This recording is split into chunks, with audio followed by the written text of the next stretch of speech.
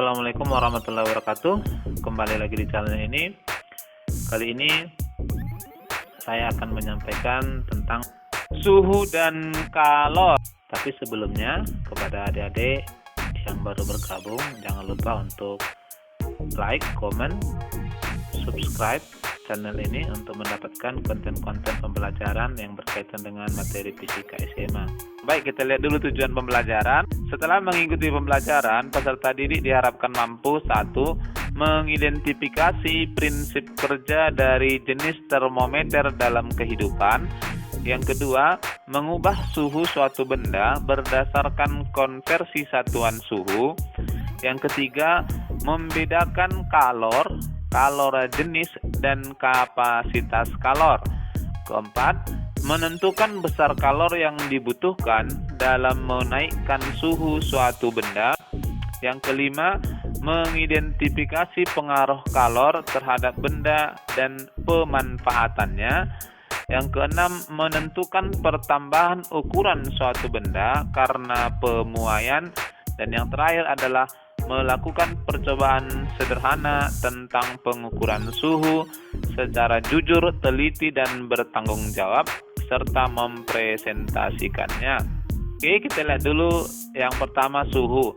Nah, berbicara suhu dan kalor ini pastinya semua adik-adik sekalian sudah paham secara teori, karena aktivitas yang berkaitan dengan kegiatan kita sehari-hari selalu berkaitan dengan ini, baik itu di rumah, luar rumah, bahkan di mana saja kita akan selalu berinteraksi dengan panas.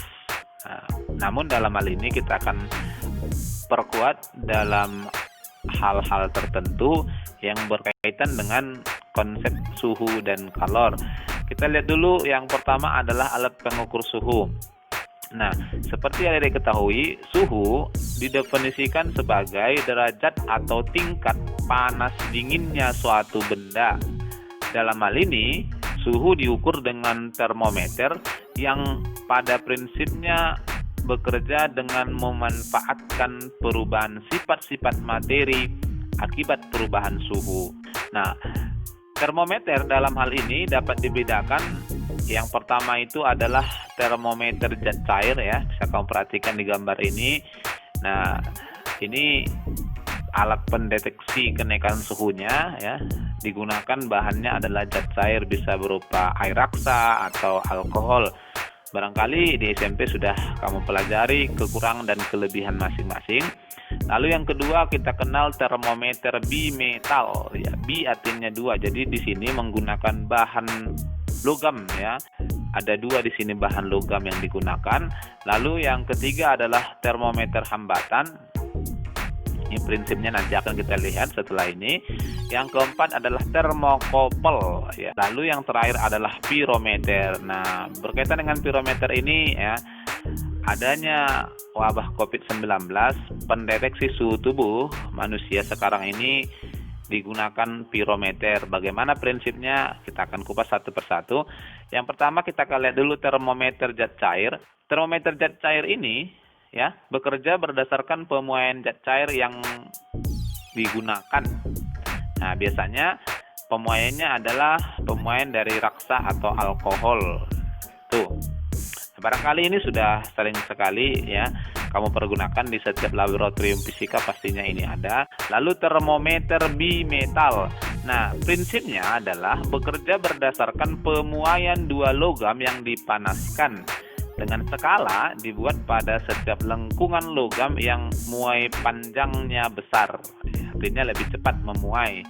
Nah, prinsip bimetal ini banyak digunakan pada open, Nah, di situ bisa kamu lihat skala yang manual menggunakan garis-garis. Nah, itu adalah prinsip termometer bimetal. Lalu yang ketiga adalah termometer hambatan. Nah, termometer ini bekerja berdasarkan bertambahnya hambatan listrik ketika kawat logamnya dipanaskan, sehingga akan terjadi pulsa-pulsa listrik. Di SMP barangkali dulu kamu sudah sedikit mempelajari tentang pertambahan hambatan suatu penghantar karena suhu, Nah, hal mana suhu menyebabkan bertambahnya panjang logam, dan panjang itu menyebabkan bertambahnya hambatan. Jadi prinsipnya seperti itu. Yang keempat adalah termokouple. Nah, termokouple bekerja berdasarkan pemuaian dua logam karena ujungnya disentuhkan. Jadi, akibatnya timbul gaya gerak listrik yang menunjukkan suhu benda. Nah, dalam hal ini, dua logam yang digunakan ya agar muncul GGL listriknya adalah bermuatan berbeda ya. Lalu yang terakhir adalah pirometer. Nah, prinsipnya bekerja menggunakan sinar inframerah. Ini adalah gelombang elektromagnetik yang ditembakkan pada objek. Pantulannya kemudian masuk melalui lensa dan diterima detektor yang kemudian mengubahnya menjadi energi panas. Setelah itu, energi panas tadi diubah lagi menjadi energi listrik yang ditampilkan di layar. Nah, inilah barangkali di semua sekolah ya, kalau ada kegiatan mengantisipasi penyebaran COVID-19, biasanya akan ada pemeriksaan suhu tubuh menggunakan pirometer. Nah, kita akan lanjutkan. Yang berikut kita akan bahas penentuan skala suhu. Saat melakukan pengukuran suhu dengan termometer, kita memerlukan di sini dua acuan, yakni titik didih dan titik beku ya. Menggunakan bahan air sebagai sampelnya dan memakai 4 satuan suhu, yakni dalam hal ini kita akan kenal nanti Celsius, Fahrenheit, Reaumur, dan Kelvin ya. Kita akan kupas lebih jauh. Nah, titik didih adalah titik suhu di mana air mulai mendidih, yaitu berubah wujud dari zat cair menjadi gas. Nah, secara umum hal ini terjadi pada suhu 100 derajat Celcius. Namun, titik didih ini juga dipengaruhi oleh tekanan udara, sehingga kalau di daerah pegunungan ya, air mendidih itu tidak sampai 100 derajat Celcius, bisa hanya 80 derajat Celcius saja. Lalu titik beku adalah titik suhu di mana air mulai membeku, yakni berubah wujud dari zat cair menjadi padat. Hal ini terjadi pada suhu 0 derajat Celcius. Ya, ini dipergunakan pada kulkas. Nah, perubahan suhu berkaitan dengan keempat satuan suhu kita tadi ya dapat kita lihat di skala berikut. Di sini kita akan memperhatikan ada Kelvin, derajat Celcius, derajat Reaumur, dan derajat Fahrenheit. Kelvin itu tidak menggunakan istilah derajat ya. Kelvin itu adalah satuan standar suhu. Dalam pengukuran suhu ada batas yang kita kenal dengan 0 absolut. Lalu titik S. Kemudian titik uap ya, titik di mana air berubah menjadi gas, uap air. Untuk Kelvin 373, kemudian Celcius 100 derajat, Reaumur 80 derajat, dan Fahrenheit 212 derajat. Nah, perhatikan di sini rentang dari acuan yang kita bahas di depan tadi, dari titik beku ke titik didih ya, titik uap. Itu untuk Kelvin adalah 100 derajat, sama dengan Celcius juga 100 derajat. Namun untuk Reaumur ternyata perubahan suhu air dari titik beku sampai ke titik didihnya hanya 80 derajat, dan untuk rentang Fahrenheit justru lebih besar ya, sejauh 180 derajat. Maka nilai perubahan suhu dari titik beku ke titik didih inilah yang nantinya akan kita lihat untuk mencari hubungan dari keempat suhu ini. Nah, dengan menggunakan rentang suhu dari titik beku air sampai titik didih, diperoleh perbandingan rentang perubahan suhu dari titik beku sampai dengan titik didih air ya. Kita akan ambil rentangnya Celcius banding Reaumur banding Fahrenheit dari perubahan suhunya tadi. Dari titik beku ke titik didihnya adalah 100 banding 80 banding 180. Kalau kita sederhanakan, sama-sama semuanya kita bagi 20, perbandingannya kita dapatkan 5:4:9. Nah, perbandingan kenaikan suhu inilah yang kita gunakan untuk mengkonversi satuan-satuan suhu yang kita bahas tadi. Dengan mengambil sembarang suhu pada satuan Celcius, ya, ini kita ambil standarnya, misalnya kita sebut T derajat Celcius. Nah, T itu berarti variabel, bisa berubah-ubah berapa saja. Maka kita dapatkan yang pertama, kita coba lihat hubungan antara Celcius dengan Reaumur. Kalau T derajat Celcius kita mau ganti ke berapa pada suhu Reaumur, maka caranya menggunakan perbandingan tadi adalah 4/5 kali T derajat Reaumur.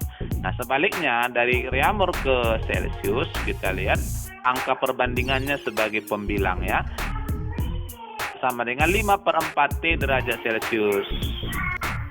Lalu B, T derajat Celcius kita ganti ke Fahrenheit.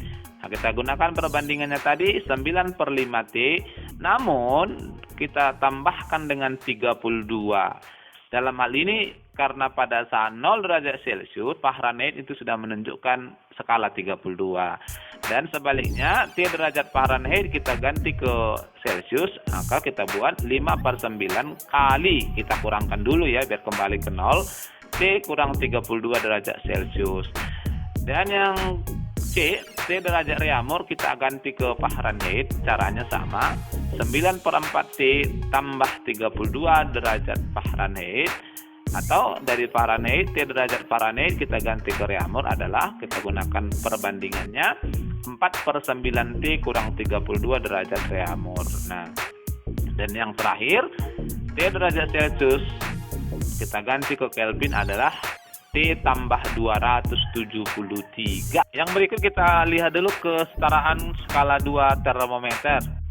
Untuk menentukan kesetaraan 2 skala termometer dapat dilakukan dengan membandingkan data titik didih dan titik beku air pada kedua termometer tersebut, sehingga diperoleh perubahan suhunya, ya.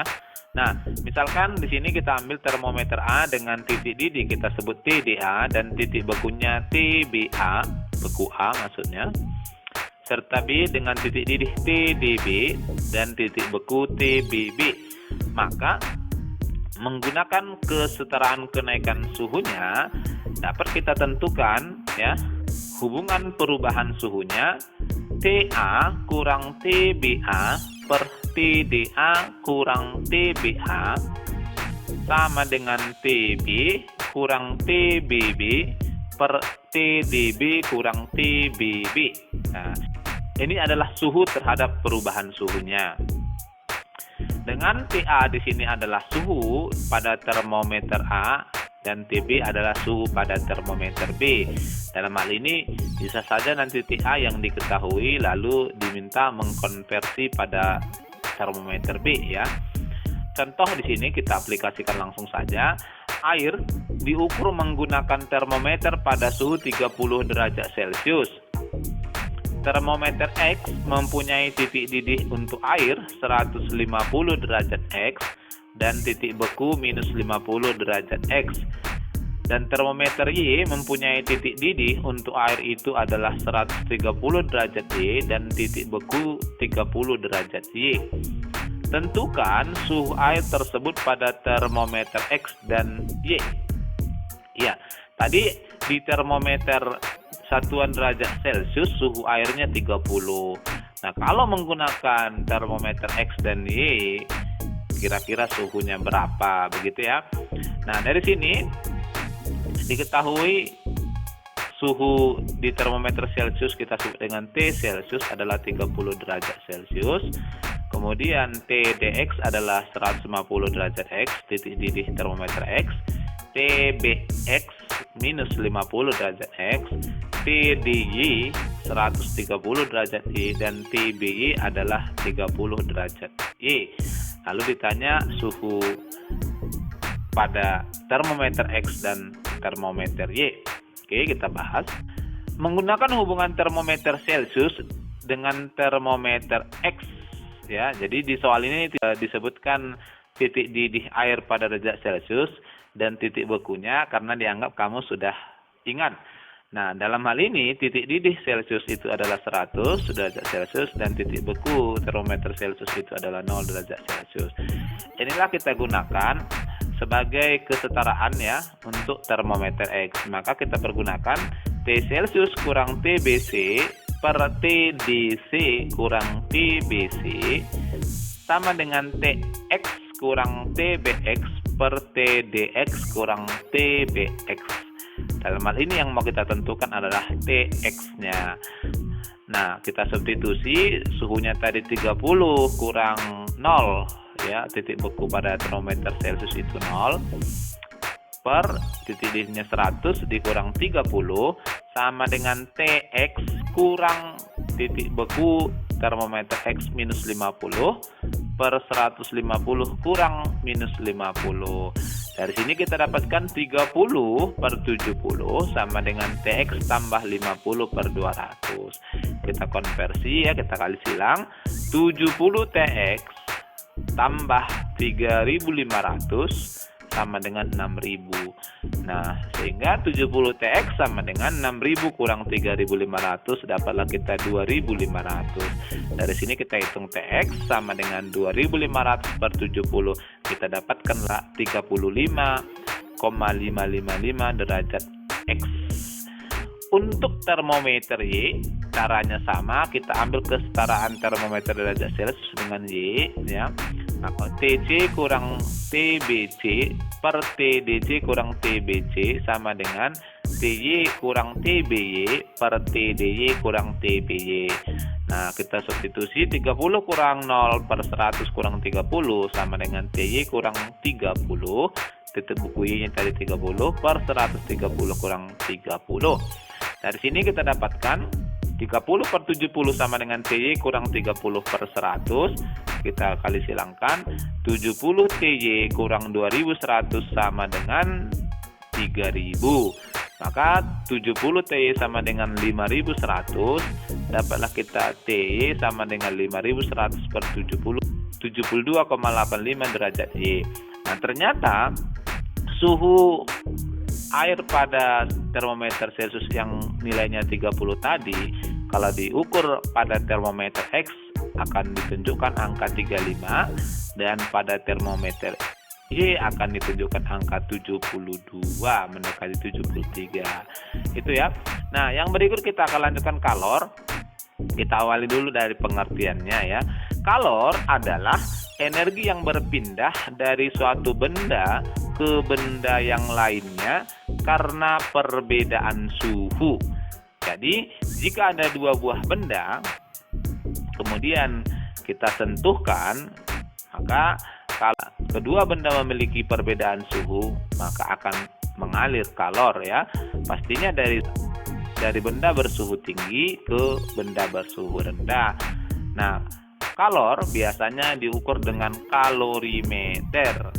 Kalorimeter itu adalah alat yang dipergunakan untuk menentukan banyaknya kalor yang diberikan pada suatu benda. Dalam hal ini kita akan bahas di belakang lebih jauh. Contoh ilustrasi seperti ini. Di gambar ini kamu perhatikan di dalam sebuah gelas diisi es, kemudian dituang dengan air panas. Nah, maka dalam hal ini benda bersuhu tinggi air panas, bersuhu rendahnya adalah es. Terjadi aliran kalor dari air panas ke es, menyebabkan air panasnya suhunya turun dan esnya suhunya naik, sehingga pada suatu saat terjadi kesetimbangan es menjadi air ya. Nah, kita lihat lebih jauh. Satuan energi kalor adalah kalori ya, atau bisa juga joule. Dengan konversi 1 kalori itu adalah 4,18 joule, atau 1 joule adalah 0,24 kalori. Satuan yang lain yang juga sering kita pergunakan nanti adalah kilokalori dan ERG. 1 kilokalori itu 1000 kalori, 1 ERG itu adalah 10 pangkat minus 5 joule, atau 1 joule 100.000 ERG ya. Itu satuan energi yang lebih kecil. Yang kedua adalah kalor jenis, yang dalam hal ini kita simbolkan dengan C. Kalor jenis suatu zat adalah banyaknya kalor yang diperlukan atau dilepas oleh 1 kg massa zat tersebut untuk menaikkan atau menurunkan suhu sebesar 1 Kelvin atau 1 derajat Celcius, ya. Nah, berkait dengan kalor jenis ini adalah menunjukkan jenis dari bendanya.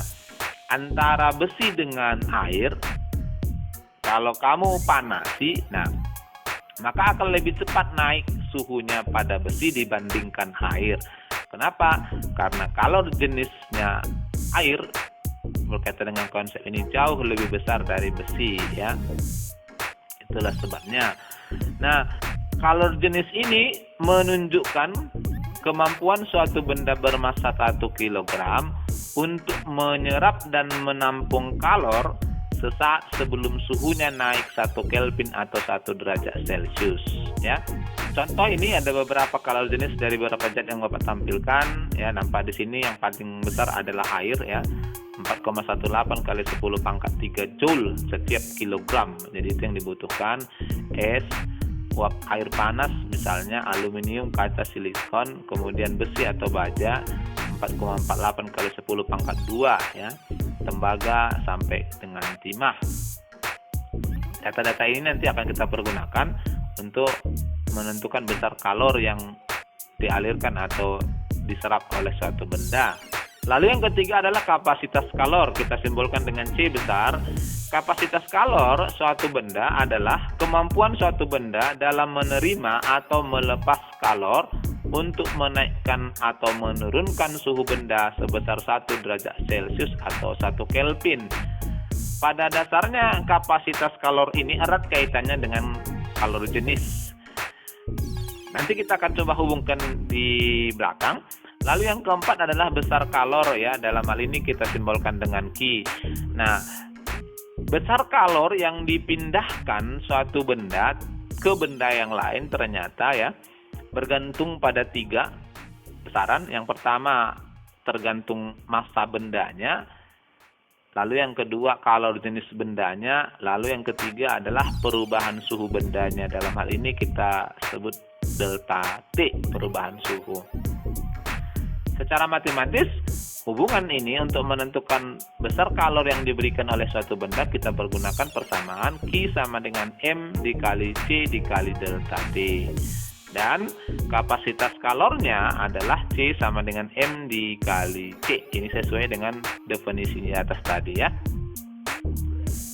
Ini juga bisa kita hubungkan antara Q dengan C, kapasitas kalornya. Q adalah kalor yang muncul, bisa satuan Joule atau kalori. M itu ada massa zat, lalu kemudian delta T perubahan suhunya, dan C itu adalah kalor jenis zat, ya, bisa satuan Joule kilogram per derajat Celcius atau Joule per kilogram Kelvin, sama itu, ya. Contoh, tentukan kapasitas kalor dan besar kalor yang diperlukan untuk menaikkan suhu 400 gram air dari 20 derajat Celcius menjadi 100 derajat Celcius jika kalor jenis air C air sama dengan 4.200 Joule per kilogram derajat Celcius. Baik, kita lihat.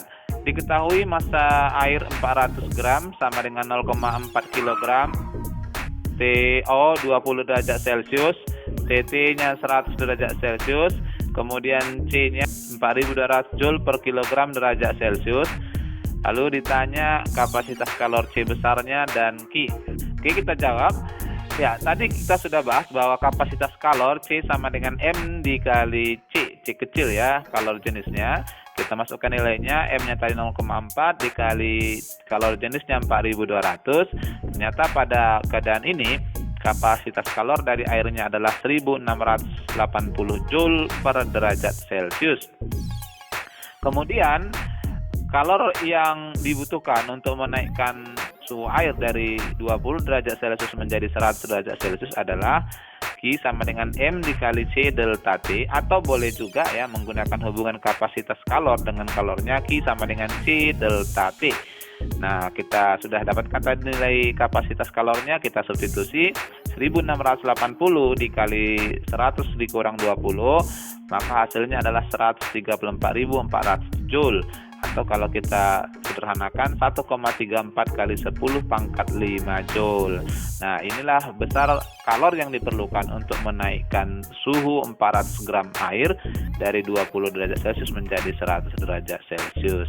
Baik, barangkali untuk pertemuan pertama sampai di sini dulu ya. Lebih lanjut kita akan perkuat di penugasan dan diskusi soal-soal latihan. Pertemuan berikutnya kita akan lanjutkan ke pengaruh kalor terhadap benda. Barangkali demikian. Assalamualaikum warahmatullahi wabarakatuh.